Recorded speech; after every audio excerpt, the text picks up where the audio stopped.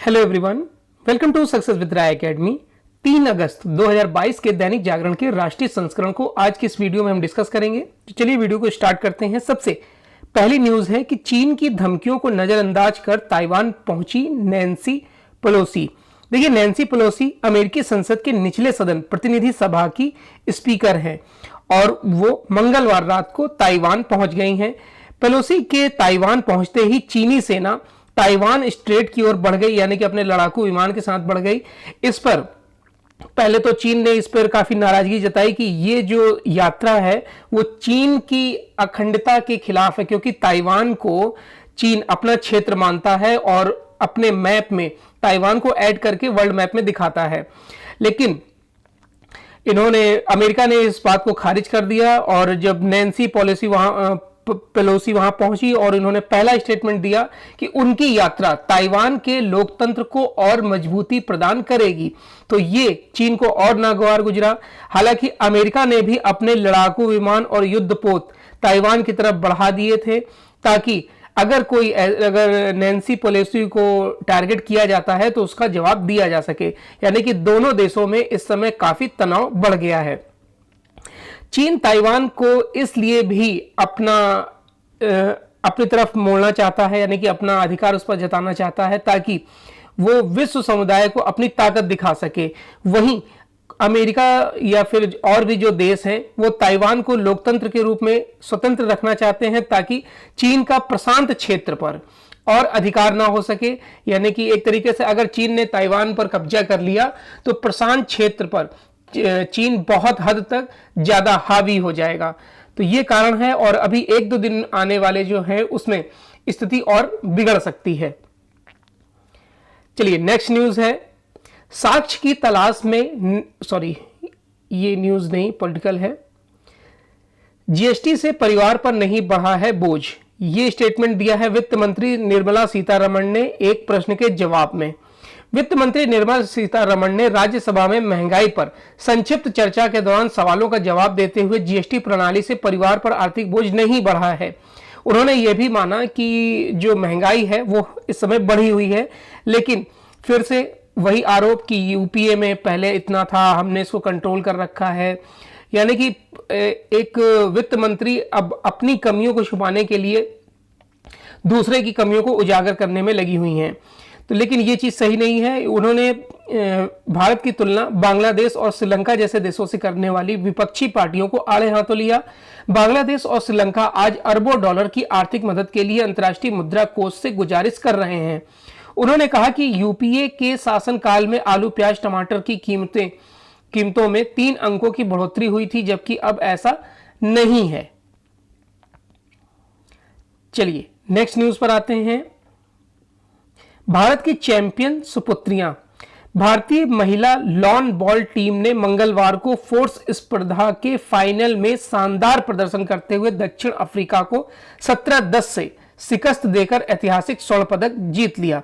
भारतीय महिला lawn ball team ने पहली बार कॉमनवेल्थ गेम्स में इस स्पर्धा का स्वर्ण पदक हासिल किया है। इसके अलावा भारतीय पुरुष टेबल टेनिस टीम ने स्वर्ण पदक जीतकर भारत को खुशी दिलाई है। भारोत्तोलन में भारत का शानदार प्रदर्शन जारी रहा।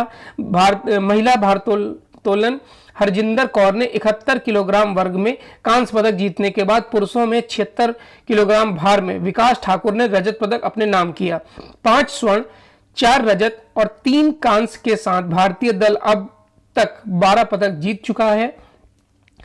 मुरली श्रीशंकर और मोहम्मद अनीस याहिया ने लंबी कूद के फाइनल में जगह बनाई है।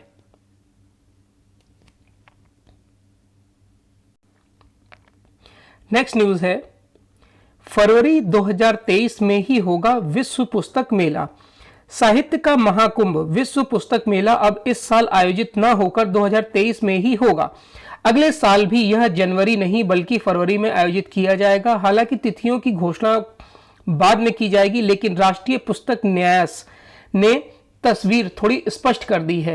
पहले 30वां पुस्तक मेला इस साल प्रगति मैदान में 8 जनवरी से होना था, लेकिन ओमिक्रॉन संक्रमण के मद्देनजर दिल्ली के येलो अलर्ट पर होने के कारण दिल्ली आपदा प्रबंधन प्राधिकरण ने मेले के आयोजन पर रोक लगा दी थी। 3 माह बाद अप्रैल में मेला आयोजन करने का विचार बना, मगर 23 अप्रैल से फ्रांस में होने वाले पुस्तक मेले में भारत के अतिथि के उस देश होने के कारण यह सिरे नहीं चढ़ सका। फिर इसे सितंबर में आयोजित करने के विषय में सोचा गया, लेकिन उस पर भी सहमति नहीं बन पाई है। एनबीटी ने अब यह पुस्तक मेला अगले साल ही आयोजित करने का निर्णय लिया है। यह भी पेच फंस रहा है कि हर साल यह मेला जनवरी में होता रहा है, लेकिन भारतीय व्यापार संघ संवर्धन के साथ प्रगति मैदान में अनुकूल बुकिंग नहीं मिल पाने के कारण 23 में जनवरी में नहीं बल्कि फरवरी के दूसरे सप्ताह में होगा।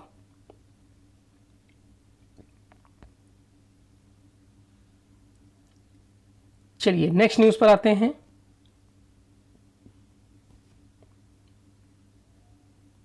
मालदीव को 10 करोड़ डॉलर की मदद देगा भारत। आर्थिक चुनौतियों के दौर में भी पड़ोसी देशों का मददगार होने की अपनी भूमिका का बखूबी निर्वाह करते हुए भारत ने मालदीव को उसकी बुनियादी ढांचे से जुड़ी कुछ अहम परियोजनाओं को समय से पूरा करने के लिए 10 करोड़ डॉलर की वित्तीय सहायता देने की घोषणा की है। प्रधानमंत्री नरेंद्र मोदी ने मालदीव के राष्ट्रपति इब्राहिम मोहम्मद सोलेह के साथ मंगलवार को हुई अपनी बातचीत के बाद इस मदद का ऐलान किया है। इस द्विपक्षीय बातचीत के दौरान भारत और मालदीव ने साइबर सुरक्षा और आपदा प्रबंधन समेत कई क्षेत्रों में सहयोग बढ़ाने के लिए 6 समझौतों पर हस्ताक्षर किए हैं। मालदीव की अंदरूनी सियासत में चल रही खींचातान के बीच भारत दौरे पर आए वहां के राष्ट्रपति सोलिह को मोदी ने भरोसा दिया है कि भारत मालदीव के किसी भी संकट के समय सबसे पहले मददगार की अहम भूमिका निभाता रहेगा। भारत की सुरक्षा रणनीति के लिहाज से महत्वपूर्ण मालदीव के शीर्ष नेतृत्व को प्रधानमंत्री मोदी ने आश्वस्त करते हुए कहा कि मालदीव के सुरक्षा बलों को भारत 2024 वाहन और एक नौसैनिक पोत प्रदान करेगा। साथ ही वहां के 61 द्वीपों में स्थानीय पुलिस के बुनियादी ढांचे को भी विकसित करेगा। नेक्स्ट न्यूज है कि अमृत सरोवर योजना का नाम बदलकर साझा जल तालाब किया गया। आजादी के 75 वर्ष पूरे होने पर अमृत महोत्सव के तहत शुरू की गई केंद्र की अमृत सरोवर योजना का नाम पंजाब सरकार ने बदल दिया है। पंजाब में इस सरोवरों को अब साझा जल तालाब के नाम से जाना जाएगा। राज्य सरकार के ग्रामीण विकास एवं पंचायत विभाग के संयुक्त सचिव ने इस बारे में सभी जिला आयुक्तों व मनरेगा के जिला प्रोग्राम कोऑर्डिनेटरों को पत्र भी जारी कर दिया है। नेक्स्ट पेज है बिजनेस पेज। बिजनेस पेज में पहली न्यूज है, बुरी तरह नहीं टूट रही भारतीय मुद्रा।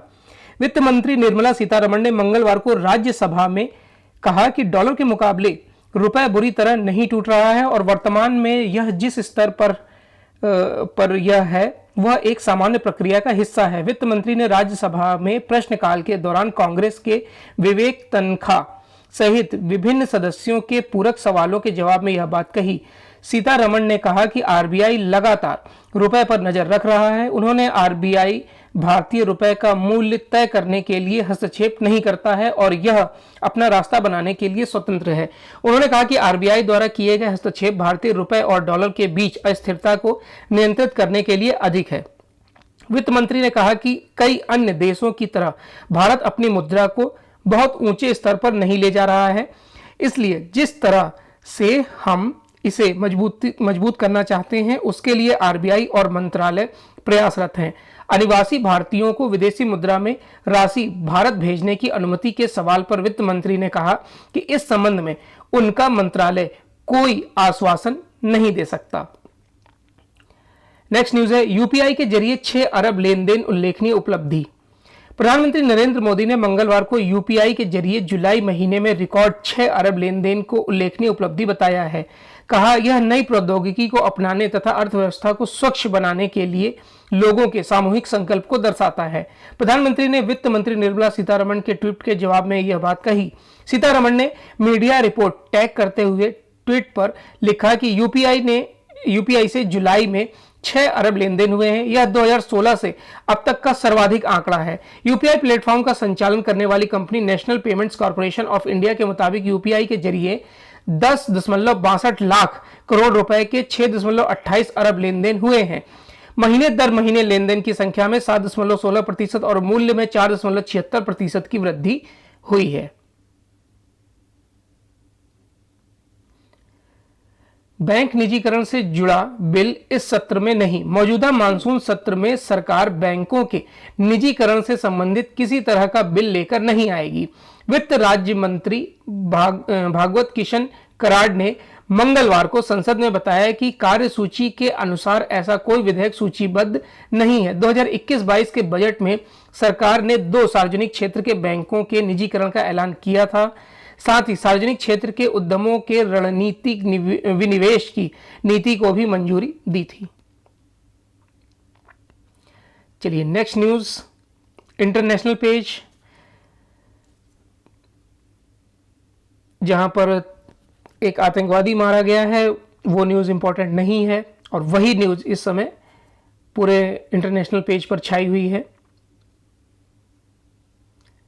चलिए, जो स्वर्ण पदक जीत के लाई हैं बेटियां, वो न्यूज हमने डिस्कस कर ली है। तो ये आज का यानी 3 अगस्त 2022 का दैनिक जागरण का राष्ट्रीय संस्करण था। आई होप आपको वीडियो अच्छा लगा होगा। अगर वीडियो अच्छा लगा हो तो लाइक और शेयर कर दीजिएगा। वीडियो देखने के लिए धन्यवाद।